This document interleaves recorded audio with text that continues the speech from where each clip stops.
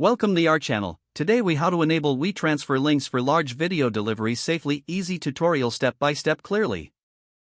Open your web browser and go to the WeTransfer website.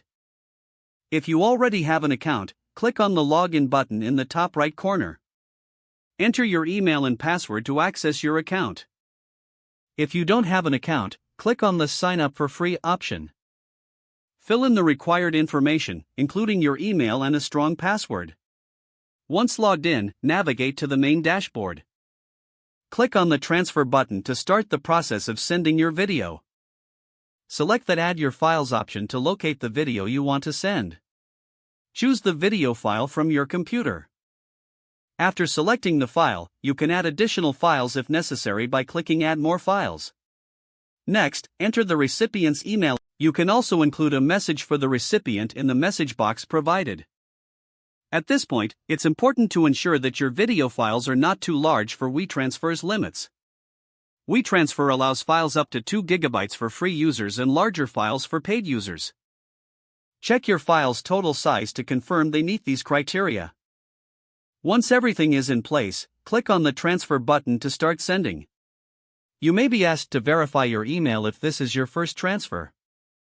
After the transfer is complete, you will see a confirmation message.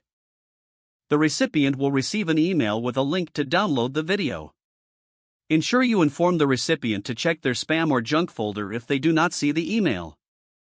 For added security, you can set an expiration date for the link in your account settings. This helps to ensure that your files are accessible only for a limited time. Remember to keep a copy of your video file until you confirm the recipient has successfully downloaded it. Now, you've successfully enabled WeTransfer links to deliver large videos safely. If the page does not load, refresh the browser or try again in a private or incognito window. Make sure you are using the correct email address, then retype it carefully to avoid small typos.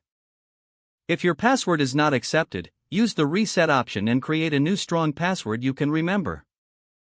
Check your spam folder for verification or security emails, then complete any requested confirmation steps. Enable two-factor authentication if available to improve account security and reduce unauthorized access risk. Don't forget to like this video and subscribe to our channel for more step-by-step tech guides.